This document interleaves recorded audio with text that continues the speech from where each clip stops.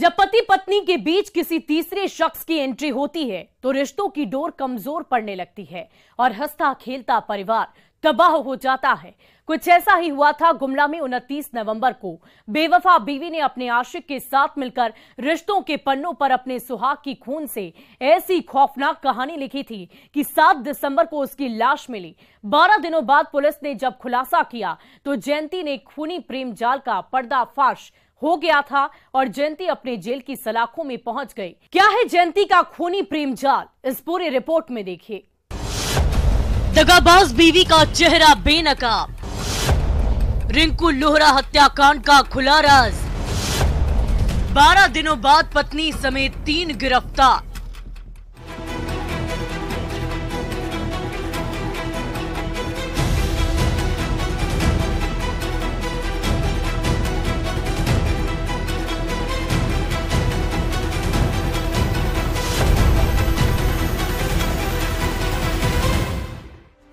यही वो तारीख है जिस दिन गुमला जिले के पूसो थाना क्षेत्र के बोंडो चट्टाइन टोली गांव के रहने वाले रिंकू लोहरा का किसी ने कोर्ट जाने के दौरान अपहरण कर लिया था, जिसके बाद रिंकू लोहरा की बहन अंजलि देवी ने अपने भाई के हत्या की नीयत से अपहरण की आशंका जाहिर करते हुए अपनी भाभी जयंती कुमारी और 3 अज्ञात लोगों के खिलाफ प्राथमिकी दर्ज कराई थी, जिसे आधार बनाते हुए पुलिस SIT गठित कर मामले की छानबीन में जुट गई।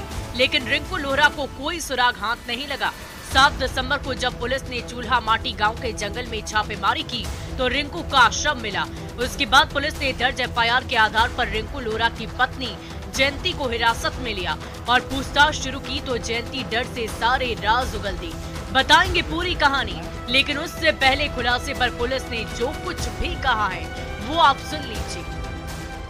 क्रम में दिनांक 7 तारीख को रिंकू कुमार का डेड बॉडी सरंगो जाने वाले रास्ते में घाघरा थाना अंतर्गत चूल्हा माटी जंगल में पाया गया, जिसके बाद हम लोग तकनीकी अनुसंधान और आधुनिक अनुसंधान के तहत वरीय पदाधिकारी के दिए निर्देशों का अनुपालन करते हुए इसमें हम लोग टेक्निकल अनुसंधान किए, जिसमें अनुसंधान क्रम में जो संदेह जयंती कुमारी को बनाया गया था, संदेही को लाकर महिला पुलिस के समक्ष सख्ती से पूछताछ करने में वो बात स्वीकार की।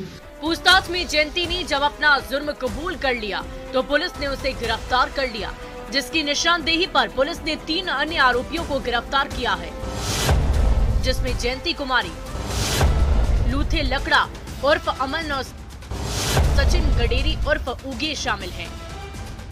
गिरफ्तार लूथे लकड़ा की निशानदेही पर पुलिस ने चोरी की बाइक, 2 मोबाइल और अन्य सामान भी बरामद किया।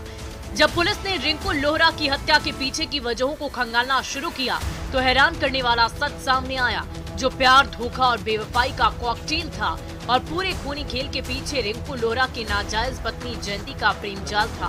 पुलिस की माने तो रिंकू आज से करीब 3-4 साल पहले जयंती को जबरन अपने घर लेकर आया था, जहां बंद कमरे में रिंकू जबरन अपने जिस्म का प्यास बुझाता था, हवस की भूख को मिटाता था।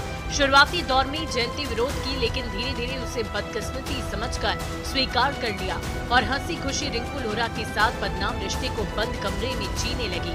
बदनाम रिश्ते में तबाही तब आई जब जयंती गर्भवती हो गई, बच्चे को जन्म दिया, जिसे रिंकू ने अपना नाम देने तक से इनकार कर दिया। उसके बाद जयंती अपने बदनाम रिश्ते को नाम देने के लिए कोर्ट तक पहुंच गई। रिंकू जेल और जेल छूटने के बाद रिंकू का किसी दूसरी लड़की से संपर्क हो गया और वो उसके साथ रांची जाकर शिफ्ट हो गया। उसके बाद जयंती किराए के कमरे में तन्हा रहने लगी। उसी दौरान वहीं के रहने वाले सूरज उरांव से मुलाकात हुई, जो पहले से शादीशुदा थी। दोनों की मुलाकात बंद कमरे में कब पहुंच गई पता ही नहीं चला। उसके बाद जयंती उस रिश्ते को जीने लगी, सूरज के साथ हम बिस्तर होने लगी। ये सिलसिला 2 सालों तक चला। प्यार के हसीन लम्हों में जयंती ने अपने आशिक सूरज से पूरी बात बताई, जिसमें वो बह गया और जयंती मौका देखते हुए उसे मोहरा बनाकर इस्तेमाल किया और सूरज के साथ मिलकर खूनी षड्यंत्र रची और 29 नवंबर को उसे अंजाम तक पहुंचा दिया।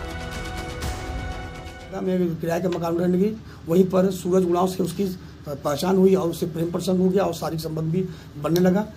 और सूरज उरांव भी शादीशुदा था, लेकिन उसके प्रेम में बहकर जब लड़की उसको बताई कि हमारा जो पति ढुकवा रखा था, हमको मेरे बच्चे को नहीं रखना चाहता है, वो बोलता है कि बच्चा मेरा नहीं है, उस पर सूरज उरांव को बहुत गुस्सा आया। इसी क्रम में जयंती कुमारी घटना करीब 15 दिन पहले वो कमाने के लिए भट्टा पर चली गई थी, जहाँ पर उसका मोबाइल खो गया।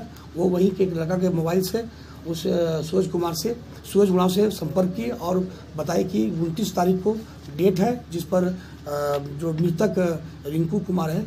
इस तरह पुलिस ने रिंकू हत्याकांड की गुत्थी को सुलझाते हुए जयंती समेत 4 आरोपियों को जेल की सलाखों के पीछे पहुंचा दिया है, लेकिन अभी भी 2 आरोपी पुलिस की गिरफ्त से बाहर है, जिसमें जयंती कुमारी का प्रेमी सूरज राव और इंद्रदेव उर्फ अनमोल शामिल है, जिसकी गिरफ्तारी को लेकर पुलिस छापेमारी कर रही है और जल्द गिरफ्तारी का दावा कर रही है। लेकिन जिस तरह से जयंती ने खूनी प्रेमजाल का ताना बाना बुना था, खूनी स्क्रिप्ट लिखी थी, वो खौफनाक और खतरनाक थी, जिसकी सजा तो उसे मिलनी ही चाहिए। न्यूज़ 18 के लिए गुमला से रुपेश कुमार भगत के साथ ब्यूरो रिपोर्ट।